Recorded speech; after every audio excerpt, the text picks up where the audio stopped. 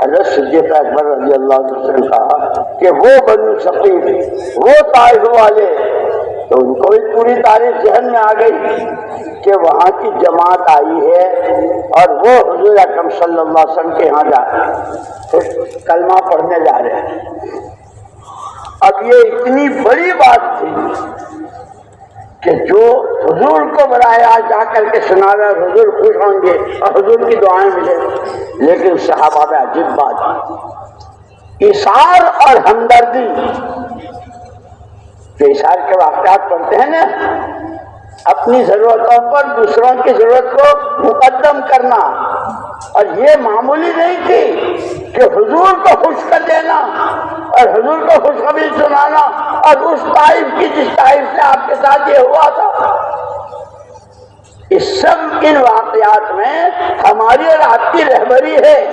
محنت کرتے رہو، تھکتے رہو، پچتے رہو،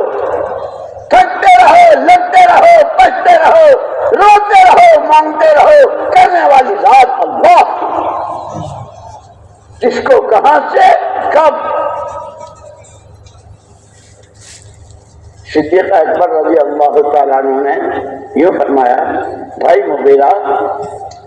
پہلے دن سے اللہ نے مجھے اولیت دی ہے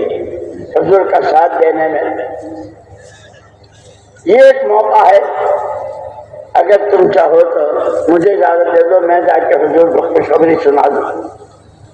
کتنا بڑا اشارہ تھا، کھانے کا ٹفن کیریئر نہیں تھا، تھوڑے پیسے نہیں تھے، کچھ کپڑے دینے کی بات نہیں تھی، سرکار کی جناب میں حاضری کے ساتھ خوشخبری، لیکن تربیت ہوئی تھی، اصلاح ہوئی تھی، چھوٹے بڑوں کا کیسے اکرام کریں، ان کا کیسے احساس کریں۔ ہمارے تو نمبروں میں ہے، پہلا نمبر کلمہ، دوسرا نماز، تیسرا علم و ذکر، سیکھنا سکھانا، کہ اہل بیت حضور اکرم صلی اللہ علیہ وسلم کے گھر والے وہ خود بھی صفہ والوں سے سنا کرتے تھے، سکھا کرتے تھے، صفہ پر جو صحابہ بیٹھتے تھے، اور وہ کیسے مبارک جائے، اور اللہ کب کس کو کس راستے سے تو اللہ ہی جانتے ہیں۔ مجھے یاد آیا ابھی پرسوں نسو میں نے اپنے یہاں وہاں کہا تھا، سب نے نام سنا ہے، بتاؤں دلیپ کمار کا نام سنا ہے، جو سینما کا ایکٹر تھا اور کیسا تھا؟ اللہ کی شان، ہم سورت کے ہیں، سورت سے کوئی 8-10 کلومیٹر ایک جگہ ہے، اس کا نام ہے اون، وہاں ایک نوجوان پڑھتا تھا اور انگریزی میں کالج میں پڑھتا تھا، لیکن اب جو اسے آگے پڑھنا تھا تو اس کی فیس بہت زیادہ تھی، اس کے پاس اتنی حیثیت نہیں تھی۔ یہ دلیپ کمار، یوسف اس کا نام تھا، اللہ اس کی مغفرت فرمائے، وہ وہاں،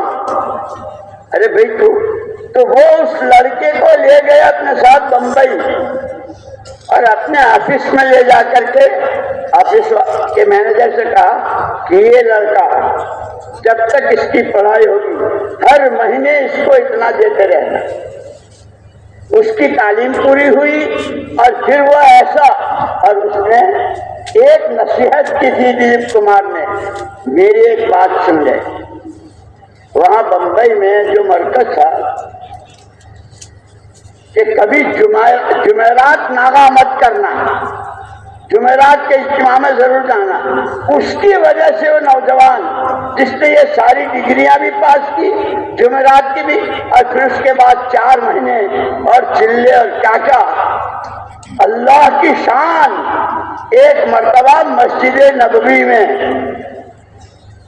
جہاں صفہ ہے نا، جہاں صحابہ بیٹھا کرتے تھے، اس نے بتایا، اس نوجوان نے،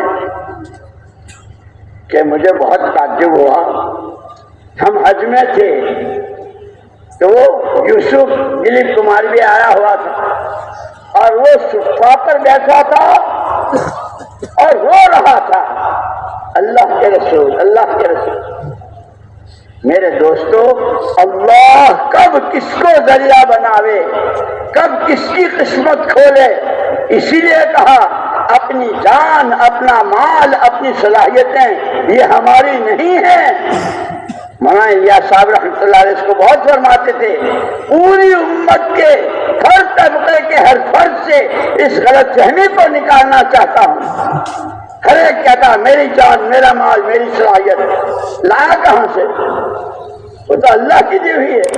ہر آدمی کے پاس اس کی جان، اس کا مال، اس کی روٹی روزی